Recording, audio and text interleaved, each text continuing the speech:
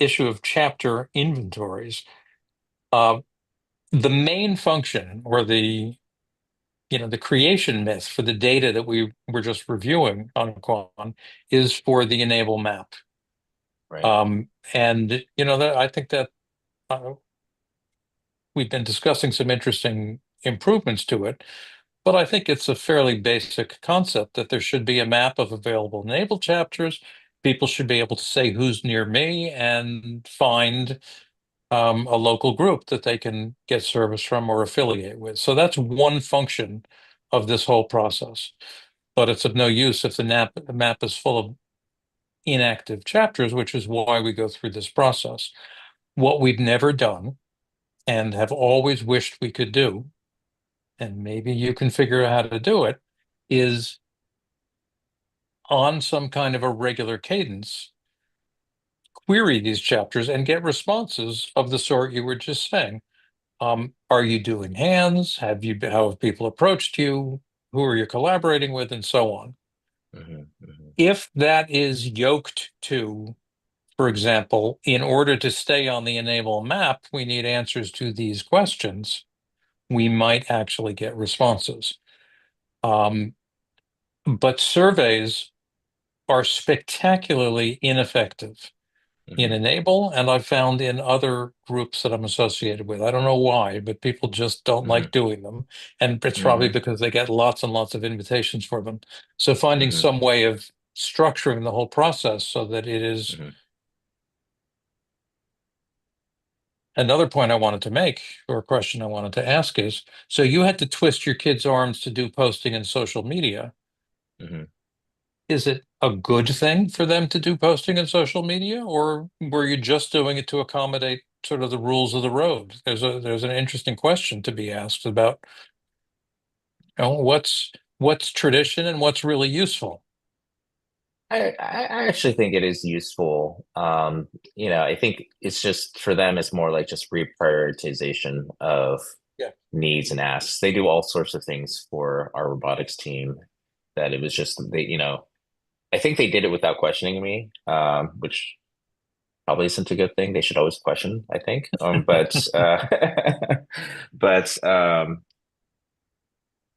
when you're trying to start a movement and trying to do something different, um, you need to scream to the rooftops that's what you're doing, which I think goes against to a lot of our kind of more humble natures. Like, you're doing something nice, you shouldn't talk about the nice thing you did because then it's not a nice thing, you're just bragging, right? Right, right, But right. the problem with that is if nobody knows what you're doing, then you can't really start a movement. You're just doing stuff by yourself, right? I agree. And the number of people who do enable because you do scream to the rooftop that enable exists and is staggering. It's amazing, right? And the number of people who have asked us, "Hey, can we join your Uganda initiative? We'd love to help," because they see that we're doing things like that. I think it's very important. And what somebody once told me, I don't know if it's a true statement, 50% of all advertising works. It's just really hard to know which 50%. Right. And so we don't know, is it the Facebook posts? Is it the Instagram posts? Um, it's almost like that old saying, like, we know you have a lot of choices. We thank you for using us. Well, that's right. What's Okay. So yeah, I yeah, agree. I'm open to the notion that it's an obsolete practice, but I agree with you yeah, that our intuition that I don't think it's obsolete at all. So yeah, if we have reaffirmed that, I will mhm, point out that mhm, we could almost certainly do it better than we now do. yeah, Um, for one thing, I mean, for example, thank you, Jonathan. So Jonathan has now extracted some possible action items for us or mhm, issues for you to consider on Quan as you sort of think about how to structure these and raise the bar. all right, Um, I mentioned the notion of periodically saying, in order to maintain your chapter status on the map, which I think chapters tend to value. There may be some who wish to be below the radar, but I think all of them, like normal people, appreciate some visibility and praise. Um, you need to do this, that, and the other. And if it's not too arduous, it won't Hmm. scare them away.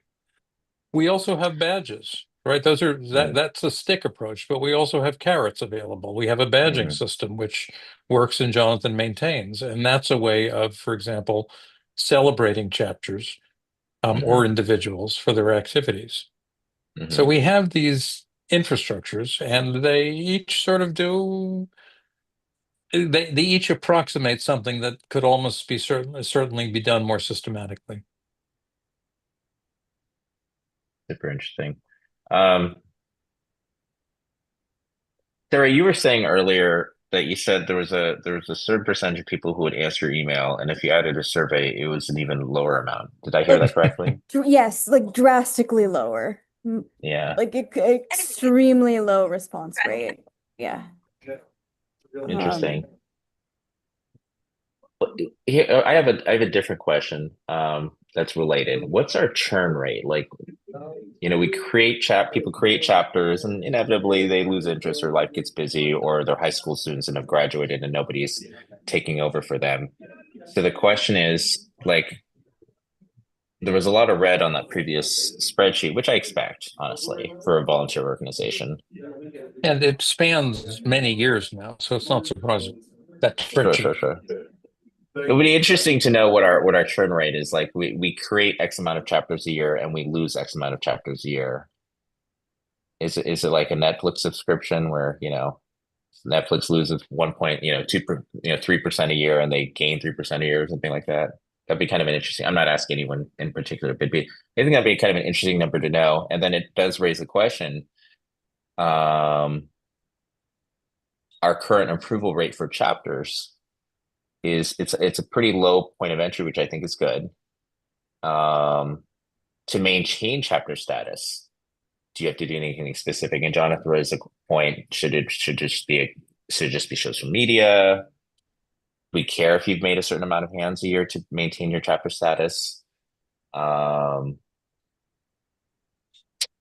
the problem with having that kind of criteria would be that we'd have to, how do you audit a thing like that, right? And do we Yeah. want to, for a volunteer organization, do we want to really get into the business of show me your hands or I won't, you're not no longer a chapter. Maybe you don't really need that. Sometimes Yeah, just I raising think you awareness stuff. probably don't. I think, in Yeah. many cases, what the chapters seem to do, with some Hmm. of the chapters which are active, as far as you can tell, is they redistribute information from other chapters. Hmm. I call it the social media megaphone, and I think Right. it's a real value, Hmm. even if they're not making hands. Furthermore, there are chapters that make hands which don't go anywhere because they Hmm. haven't found the pipeline to the recipient. And I don't know that it's a good thing to insist that they make hands if they're not Hmm. If they don't have one to send to. right. Another pattern that we've seen is, and I think I saw one on the hub just in the last week or so, you get someone who's brand new to e-NABLE and they say, I want to start a chapter. And that's Yeah. not necessary, that's someone who wants to become a leader and in many cases, I suspect, is preparing to be able to fill out a college application to talk about something they've done. Right. That's not necessarily the right first step. Sure. Um, so these are all, issues to think about. Yeah. Yeah. It's interesting. Let's see here. Establish auto verification process. So I think probably at some point, not today. Um, I think we're in October now. Happy October, everybody. We should probably all sit down in before the end of the year, either November, December, and I think anybody who's an interested party should start thinking about how we want to define active chapter. And we don't have to make it a high bar of entry. And then how we verify that. And if we want to come up with something better than a survey, I'm not sure what that thing is. We'd have to think about it. Sarah and John's point about like nobody answers surveys is a little bit bothersome. So we have to figure out what that Mhm. is. Um, do you think, like, Sarah, how big was the survey that you sent out? Was it like a 10-question survey? Was it a 2-question survey? It was more than 2 questions, less than 10. Okay. Yeah, So that's fair. And they had to And click that's a separate, I'm sorry, the survey probably was not embedded within the email, right, right. it, correct? it was a Google form. It was kind of Right. it was pretty much the simplest kind of survey that you can send. Hmm. Yeah, yeah, yeah, Um, but I mean, I don't like getting surveys. So yeah. yeah. Well, it's funny Um, too, until you click on the survey and there's this immediate, oh, I don't know if I want to do this. And really sometimes you're right, it's just a couple questions, but sometimes you're right. Right. So Um, it is possible to have a survey embedded in an email, so you don't have to go to another place, and the questions are right there. mhm. So, really thinking about how to reduce the friction might be helpful.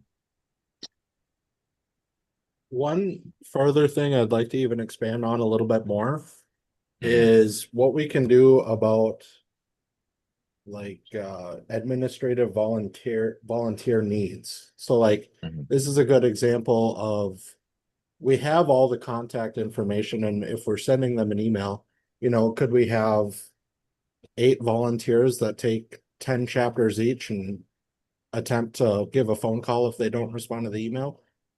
Um, I maybe that's a terrible example, but No, no, uh, no, no, that's not. It isn't at all. And it requires a little bit of legwork on our part, but might reduce the overall work that any individual has to do. It's certainly something we do in other realms of volunteer work. Yeah. The other Um, Go ahead. the other thought in this neighborhood is to acknowledge that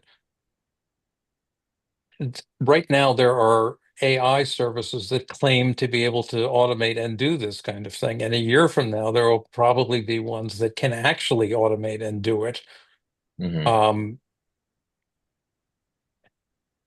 and there may be kids who would find that an interesting project. I keep getting Hmm. sucked into these little AI programming tasks because there's something I want to do, and it's a fascinating business. But Hmm. this whole question of how you create an infrastructure of this sort is going to change Hmm. radically in the next, 24 months. Yeah, yeah. And that's why I was wondering if we could do like some kind of like a bot or something. But certainly, Jonathan, I think that also makes sense. I've done things like that with other organizations where we just have like a team of volunteers and they're the ones who kind of one of the groups that I work with is the student advocacy group, and you know they're emailing senators, and they split up the list and they email like state assemblymen in California and things like that. So um, and those are just high school students, and they Mhm. do about as good a job as high school students are going to do. Some of them amazing, and some of them is very perfunctory. But is what you're saying like the phone calls is just to confirm chapter status, or are you also talking about like answering survey questions, Jonathan? so I mean it could be either, but I'm even thinking a hair bigger than that is giving opportunity for more volunteers to be Active. Hmm. active rather than like myself. I joined to make hands. I had like Hmm. 3D printing. I Hmm. found a niche for myself to get involved in all of this stuff. I Hmm. know that there are other people that are, more capable than just making hands, and maybe they're going into e-NABLE and signing up for the hub thinking they can make 8 hands a year, and it turns out there's not that many recipients actively. It's a Mhm. lot harder to find that kind of thing. So maybe we can Hmm. give them an outlet to help project manage or something like that, I and see. make it I see. easier for them to get involved in different avenues. For the people who have that kind of interest, that makes sense. Mhm. Um, okay, so then it looks like we've got a couple of action items, and one is trying to decide um like what constitutes an active chapter and how we figure that out. And then I think the other thing would be to kind of decide what are all the various duties that we think that this organization does and needs to do Hmm. going forward, and then splitting it up those up into various roles. Is that one person? Is that multiple people? I don't know if that makes sense. And Does make sense. and I mean, on kind of on a smaller scale, I was, when we were doing stuff with the World Action Fund, I was on all these phone calls or Zoom calls with Peter and various members, and I was getting tired of how slowly everything was going. And finally, I just said, "Look, today we are done with whatever this is, and today we are the Uganda Enable Coalition, and every member on this phone call is a member of that coalition, and anyone can join this coalition." Then I sat down with one of my robotics students, and we said, "Let's start doing things." And after a week passed, it wasn't happening the way I wanted it to happen. I said, "You know what? It's probably too much work to project manage this with just two people. So let's write down all of the roles that we think need to happen." And we split it up into 6 kids. And we chose the 6 kids who would run those roles. And one was R&D, who's just like he's now a senior in high school. Another one was quality assurance, who's now a junior in high school. Another was distribution, local distribution, and international distribution. So we had a couple of different roles. And you guys are kind of doing that now with Sarah and Madison and Jonathan and Evan, of course. I apologize if I've forgotten someone's name. But Jonathan, you bring up a point. Are there other roles, right? And can we give other people a way to be involved? Because if we can, then we can have a larger group to kind of draw ideas from. And it's not just the handful of people on this phone, on the Zoom call, or the handful of people who come periodically. Right.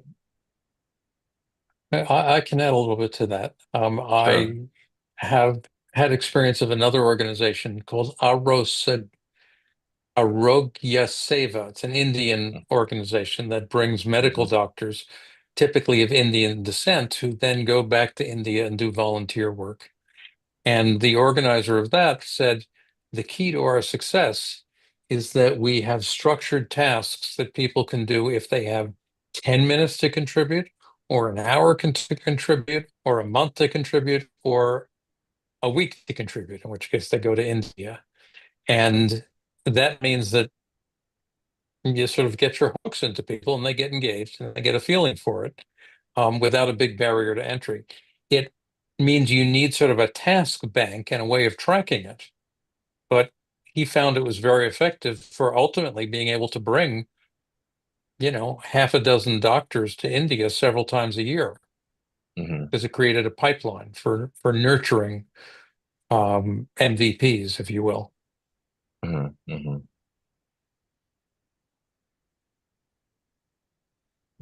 Okay. Well, this is kind of very useful. And then I think before you can have a test, so they have a very specific vision, getting doctors and medical need. And so, Jonathan, I think to answer your question about how we can get people more engaged, then I think what it really entails is a larger question of what is the future vision of Enable, right? To maintain Enable as it is now, I don't think we need a whole lot more volunteers, because you guys are doing a great job, right? But if there is something more that we want to do with Enable, if there's a need that we're not meeting, then we're not just creating, I don't want to say busy work. It's not busy work. Doing things like establishing whether chapters exist, I think that's not busy work. That's real work. But if we can do something like whatever that is, I have some ideas, but I don't want to just throw them all out right now. But if there's a larger vision, then all of the tasks that we create are really to support that vision. I don't know if that makes sense. It makes perfect sense. Yeah. Like the way you guys are established now, at some point somebody said, okay, well, we need to have a badging system for making the Phoenix hand or the kinetic hand. And if you have that badge, that will kind of encourage people to at least practice making something before they give it to a normal person, right? But then in order to do that, you need to have a person on the other end who actually makes sure that they've made something that looks like quality on the internet. So you had to have a volunteer for that specific issue, right? So you guys have created this, this fantastic system already. So before we start asking people to do more things, I guess the question is, what are those things? What are those things we're asking them to do? And before we can ask them to do those things, then we have to ask ourselves, well, then what is Yeah, enable now? What is enable tomorrow, right? And I'm still personally getting a handle on what Enable does now. I mean, you guys do so many things. I'm constantly impressed every time I talk to Sarah or Madison about and Jonathan about what you guys, Sarah's like, oh, I went to this thing and I went to that thing and I was in Colombia and I was in this country. And I was like, gosh, you guys are very well traveled and able people. I feel very provincial when I talk to you guys. It's pretty interesting, isn't it? Because Yeah, it's true there, and of course, those are the people you know to talk about. Then there are right, all of the chapters scattered all over the world whose stories right, are what we call enabled dark matter. right. Um, Well, I like but that term. so there are two questions, right? So you could say it's working. Hmm. On the other hand, there's a lot of inertia. So it's working, Yeah. but is it hitting on all cylinders? And is it actually pointing in the right direction? Are we making the most of what we could? Mm, I'm going through a similar process with the ERA right now, which is right. frankly what gets most of my attention, Okay. where, and we've been struggling with this for a long time, but I really think we're beginning to make progress. We're sort of rethinking the vision of what the organization wants to be. Hmm. Um, and I tend not to be a strategic person. I tend to be an Right. improviser, and Enable actually is a good example of what you get when you just sort of Mm, improvise your way. In the case of ERA, I think we're getting some clarity finally. hmm.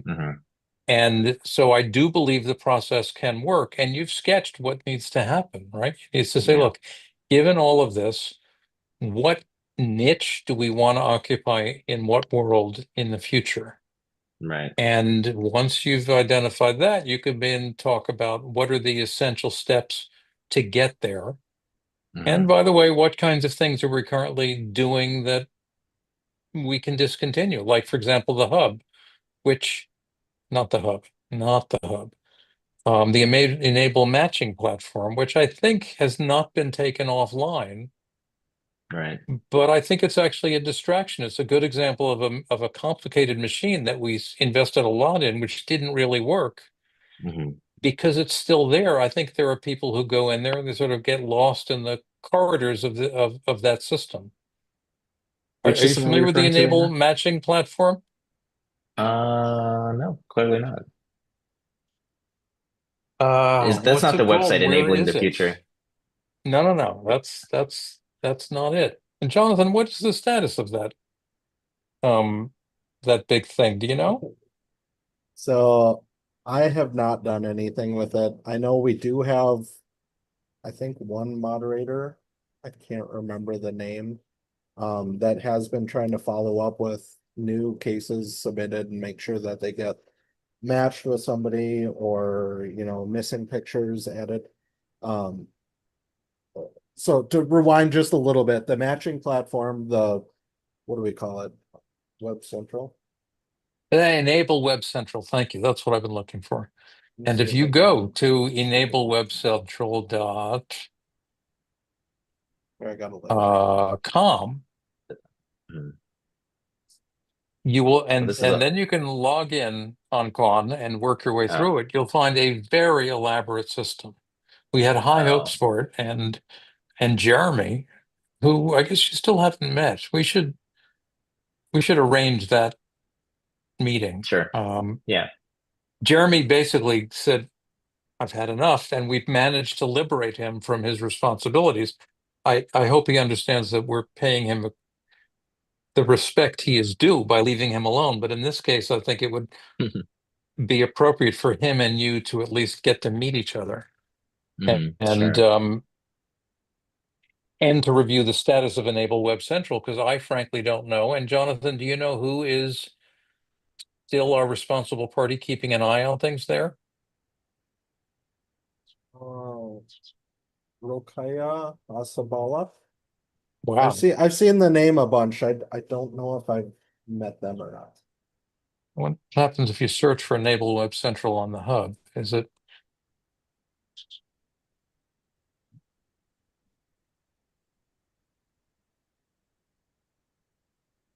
Enable Web Central.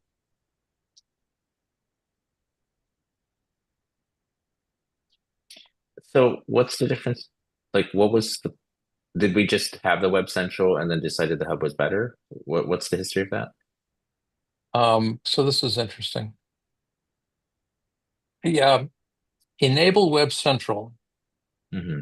We can log in and look at it, but it's a whole Microsoft-based database web interface Mm. in which makers register themselves, recipients register what they want. It, I think, had a mechanism for doing automated matching and Oh, I tracking see. of projects. It was sort Mm. of a industrial strength matching and tracking system. Right. And it turns out to have been overkill. It didn't take, even though we spent a lot of time doing it. And Mm. and it wasn't particularly effective. A year Mm. or two ago, we said, let's de-emphasize that and just recognize that the hub has become a self-organizing matching system. Right. In fact, to go a step further, originally we had this notion, we had self-organized matching happening in the Google circles or whatever the hell that platform was. That in the initial Hmm. enable, we got up to 12,000 people in the Google, I don't even remember what it was called, but it was sort of the hot social media network for a while, and that's where Enable really exploded. Hmm. Um, when we eventually, and there was a lot of activity, found that a few questionable characters were having interactions with families, we realized that we needed some oversight. And we then created a Enable Matcher persona and gave it to a volunteer whose job was to sort of oversee these kinds of things. That didn't work that well either. Hmm. So then we built enablewebcentral.com with the Hmm. vision that this is a great job for a machine and a tracking system, etc. But it didn't really take. And then with the hub well established and with Enable being somewhat less active, the hub became the place that people would go to and say, I have a child with a hand, or I have a person with who needs something. And that's how we got into our current practice of just keeping an eye on these things. And I think Sarah still does that on a regular basis. Just you have a list of active cases that you are maintaining these days in the hub, do you not, Sarah or Jonathan? Yes. Yes, she says. And so if things go off the rails with a particular case, Sarah will call it to our attention. I And I see. actually think that may be the right way to deal with it. But you'll Mm. notice we've gone through four different Right. ways Right.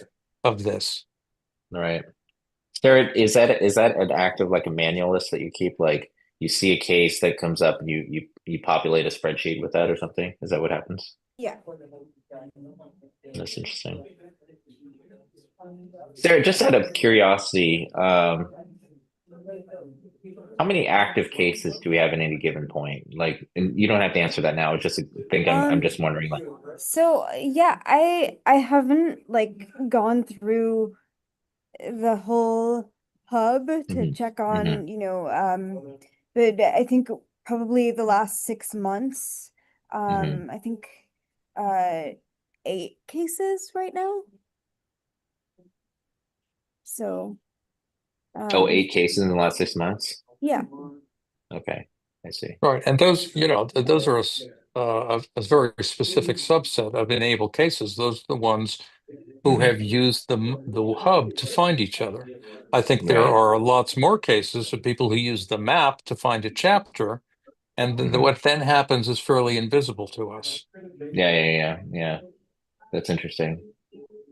Gosh, it would be good to get those stats to fully understand. Okay. Well, that has been the holy grail from day one. Yeah, And I mean, for example, we don't use the hub for the Uganda cases. We just do that all separately, right? right? So And I'm sure there are other groups like that, or people who are just using the designs and things like that. And so that's interesting. Okay. Um,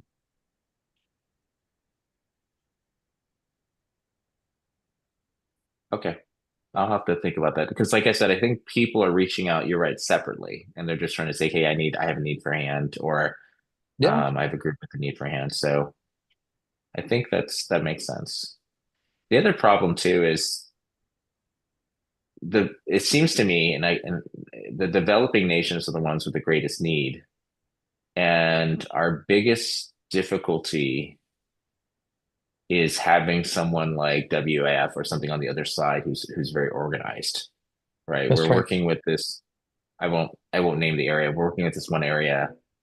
And as a test case, I said, before we kind of get super involved with all of your ask, let's just organize 3 cases. Just give me 3 cases, and let's see and we'll do whatever we can to help you get those devices. But the reality of the situation is the reason I said that was because I was trying to assess like what is their capacity to do measurements, what is their capacity to distribute, right? And working with Peter's organization is very interesting. Is that he had initially listed a spreadsheet of like I forget the number, 348 prosthetic limbs last November, and then the number somehow grew. And but the rate limiting step for him is generally funding for people to go out to those outlying areas and make those measurements and things like that. So it's not that we had an instant access to all 400 people. People have to spend time going out there. They're not volunteers. This is what this is how they get paid and make a living for themselves. So Right. it's very interesting seeing the different versus if you were attached to, say, a hospital, right? Um, then there's no funds necessarily that needs to be raised. Theoretically, the people would just come there. Or another group in Tanzania called Care Assistive Tech. They're kind of this combination for-profit NGO system, which I think is super interesting too. Um, so and you're right that none of that would filter through the hub. You would either just get involved with the organization or you wouldn't. So Yeah. okay, that's I that's interesting. right. It's a what we're talking about is sort of a resilient strength and an Hmm. organizational weakness, right? We don't Hmm. really know all that's going on, et cetera, et cetera. But on the other hand, stuff does happen. Um, Hmm. it could be that part of what you do, thinking about roles, is to also think about a taxonomy of, or a pattern language, as they say, for e-NABLE. So, for example, there are a number of chapters which have got, for example, they're now operating with their respective governments under explicit regulatory guidelines. Right. That's certainly the case for Brazil. Okay. It's also the case for someplace else in South America, and I forget. Then there are chapters that have got just sort of large, well-organized communities. Enable France and Enable Turkey come to mind.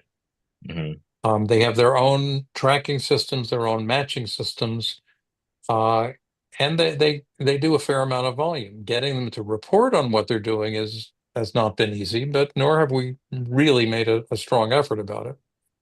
Then there are Is all of enable? these. Hmm? Go ahead.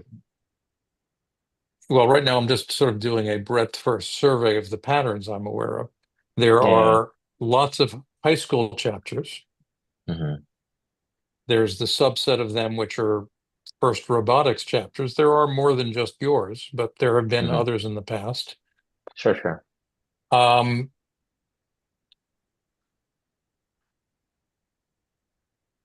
there are ones that are really just sort of spin-offs of maker spaces, Hmm.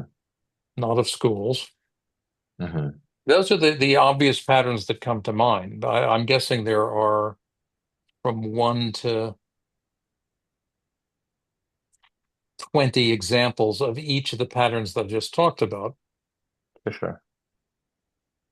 And, it may be helpful to think about the notion that you actually need to recognize that heterogeneity and then figure out what, if anything, you want to do to try to pool data from them, or to, at any rate, be able to um,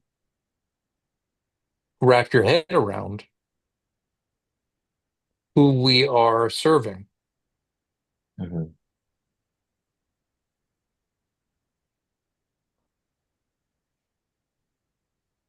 Okay. It's an Okay. interesting problem because one of the things is it's hard to understand what the need is if people are not reporting on the site. That's absolutely right. You did Yeah. mention, um, and by the way, I mean, frankly, I think it took Sarah a year to sort Mhm. of understand the Enable ecosystem, during which I Mhm. was meeting with her on sort of a weekly basis. Now we meet during these events and once in a blue moon. Mhm. So it's going to take you a while to just sort of get immersed in this. I would urge you to try to take notes so that by the time Yeah. you get the picture, you haven't gotten Mhm. uh, colonized by the status quo. I think the interesting opportunity here is for you to take a fresh look and say, Mhm. this is stuff that all evolved from activity Mhm. 10 years ago. What you're now trying to envision the next generation, what should that be like using Mhm. a technology and mores and norms of the Mhm. 2020s rather than of the 2010s? Right. Right. Right. Right. Um, I had a point I wanted to make.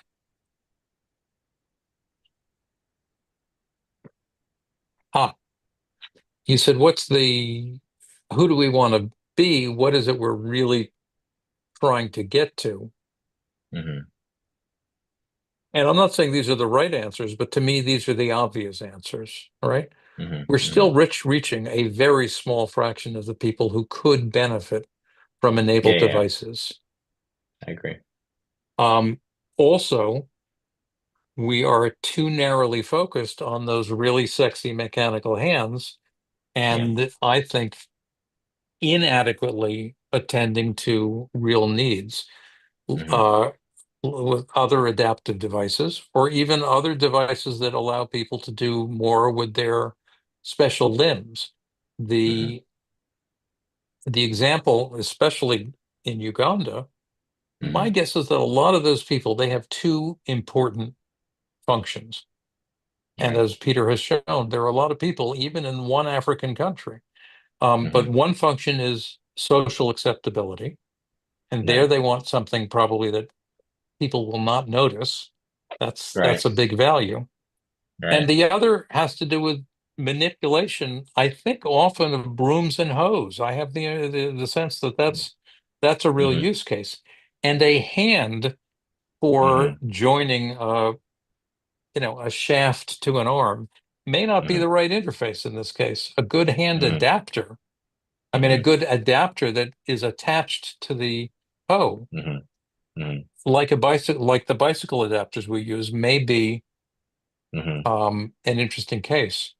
I can Mhm. give you another story along those lines. In Thailand,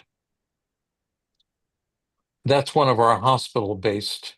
chapters, which is another pattern if I didn't enumerate it. Mhm.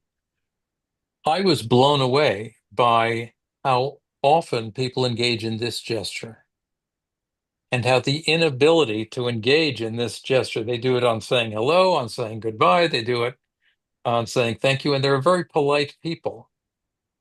And so somewhere there's a design of an enable prayer hand, which has some enable functionality, but it's able to facilitate this social gesture in a way Mhm. that, isn't awkward, and Mhm. which acknowledges the importance of those sort of greetings in the culture. Mhm. So that's just an example of taking a fresh look at what are the needs in one place after another. And rather than assuming that everybody wants an enable hand, Yeah. Yeah. developing a culture um, that says we're in a position to help local cultures develop local solutions using a global network of 3D printers and designers who are just looking for interesting things to do. Right. Right. Yeah. It would be interesting. Yeah, we have to. Okay, so there's quite a few. It's interesting. Even the post that I forgot, I don't know if Jonathan or Sarah had posted about the guy with the ratcheting buckle system, Mhm. and he was clearly making a hand for somebody who was missing maybe just a single digit, and oh no, he's missing all four digits except for the first finger. And the first thing I kind of thought of when I looked at it, even though it was really cool, I'm like, so how did he get that hand? Did he get to a forum? Did somebody reach out to him because he's a chapter leader? It was things like that. So it's kind of an interesting because I was Yeah, looking at the Ratchet system, but I was also like thinking, well, how did he get that hand? Like, was that right. through our forum? It sounded maybe not. Maybe like, and he's a chapter leader, so people just reached out to him and said, hey, um, so If I that would be interesting. recall, that person was the Polish person whose name I'm forgetting, but he's been with Yeah, e-NABLE for a long time, and he's a very skilled and talented guy. I think his English may not be clearly. great, but I don't remember. No, Um, the hand was very beautiful. So, yeah, and the ratcheting buckle system was very cool too. right. So, So um, the other thing you may want to mhm, do, this is the question of what are the appropriate onboarding tasks for on Quad, mhm, is there are certain superstars, certain people who've been really important or are really important people in e-NABLE Global. We know of mhm, some of them. He's one of them. mhm, Um, and we could brainstorm a short list of people who yeah, have and got their own that's e-NABLE subcultures somewhere in the world and real achievements behind them. that's what there should almost be. I know we have the chapter leaders meeting, which is I guess it's this meeting right now, but there's almost like in medicine we call them thought leaders, like people who industry or people writing guidelines will go to these people in that That's right. particular field. Like you're a thought leader in cardiovascular surgery. So device companies will love to go to those thought leaders because if they can influence those thought leaders, then they can influence essentially the entire group, right? Right. But we would want to kind of target these thought leaders not to advertise, but more to kind of say where is Enable lacking, right? What can we, what do Right. we where should we go next? And then it shouldn't just be our vision in this small group of three people or four people. I It think should you're be exactly right about that. I right. So think if that's because right. these are people who've been doing the business for a long time. I'm kind of just an amateur at this point. But like, talking to Jonathan and Sarah, I learned so much. Evan, I learned a little bit. He's like, hey, I'll help you with the nonprofit. So I think it might be a good idea once I get my bearings a little better. And we probably should just put these on a calendar somewhere, just so otherwise it gets lost amongst the other 90,000 things that I do. But and all of us do, honestly. So let me put together, or maybe you and I can talk offline, like a little calendar of um, things that should happen before the end of the year. Cool. One would be like a collection of I don't know, it's not others, but like you say, enable superstars or whatever, Yeah. and talk about kind of directions and that I'm thinking, so that there's a framework, and what you're thinking, and anybody on this call is thinking, and then kind of get their feedback first of all on that, and second of all, like where else are we not doing well on?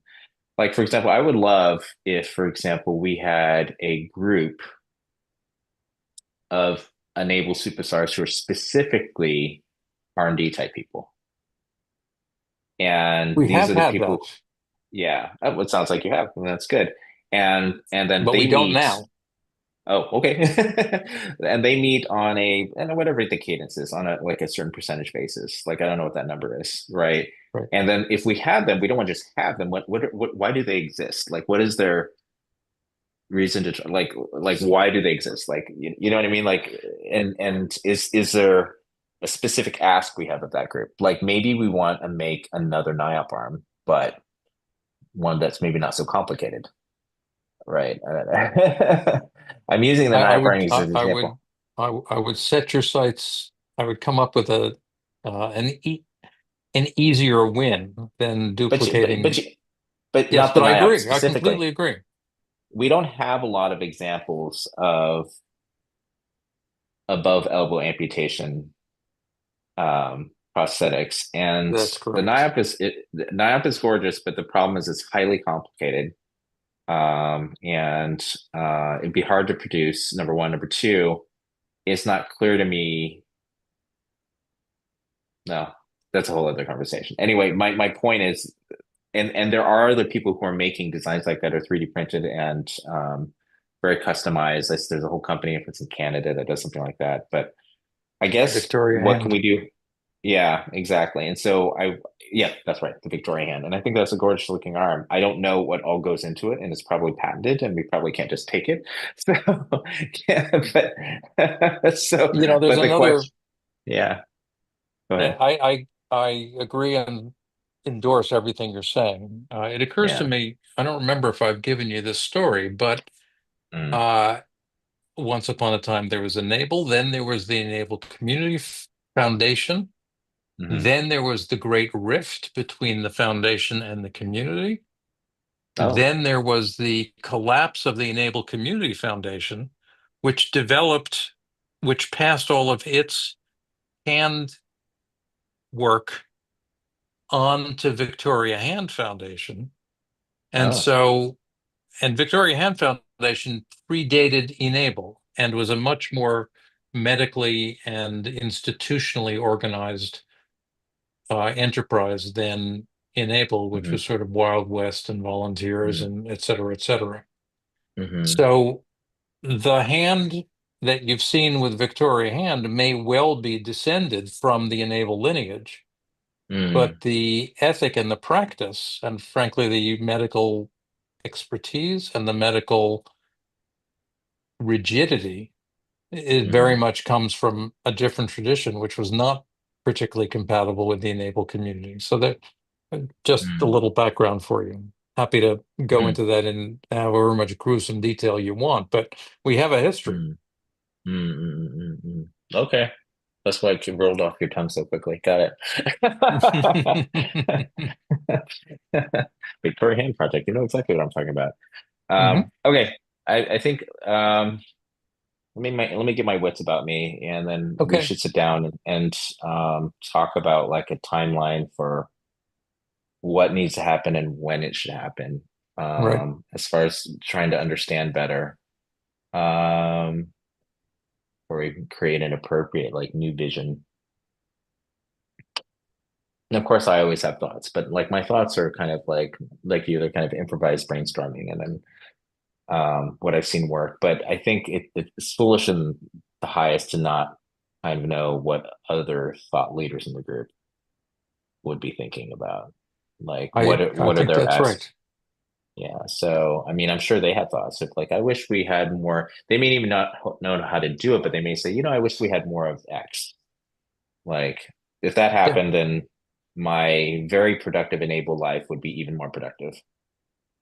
No, Um, I think that's a really uh, essential preliminary step before mapping out the future, is yeah, to do a yeah. better job of mapping the present by talking to um, the right people around the world. And All right. So they will then, come if we yeah, schedule a meeting for specifically that purpose. These yeah, chapter leader meetings, we typically don't recruit chapter leaders. We just find out who's going to show up. yeah. And, Hmm. often people do, often people don't. Hmm. If Hmm. we say, look, it's a critical moment and you're one of 10 Hmm. distinguished People. thought leaders in the naval community, my guess is that if Right. we can find a time, they'll all show up. Yeah. Yeah. Okay. Um, yeah, I think we're in October already, so I feel like that should happen by November, I think. And then we should have Mhm. like a better plan by December, I think.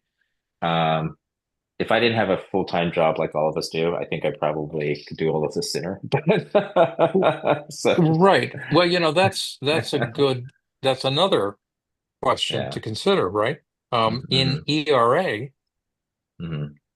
I'm convinced that we cannot manifest our destiny as an all volunteer network with Mhm. uh, even with one person like me who's spending much of his time on Mhm. it. It's we have imagined in the past that e-NABLE was the kind of organization Mhm. that should have at least one full-time executive director, if you will. Mhm. Mhm. But we abandoned that idea. We didn't have the Mhm. money, and we Mhm. might have the money for 1 year right now, and we didn't have the fundraising expertise to be able to Mhm. give that person some job security. Right. And maybe that's not the right kind of organization we want to be, but that's a big question, right?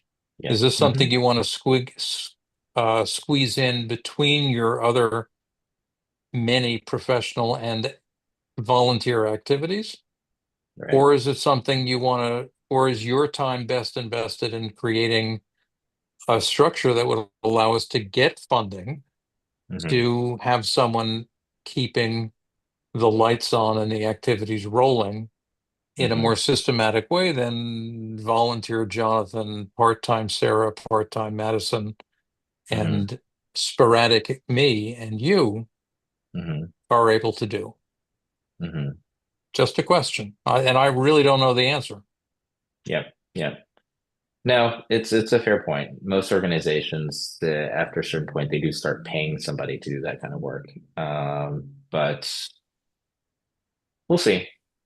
Okay, It depends on what our actual vision is. There's certain that's right. versions of that, certain versions where it's a step function above what we do now, but still would be kind of we would need maybe a couple more paid volunteers.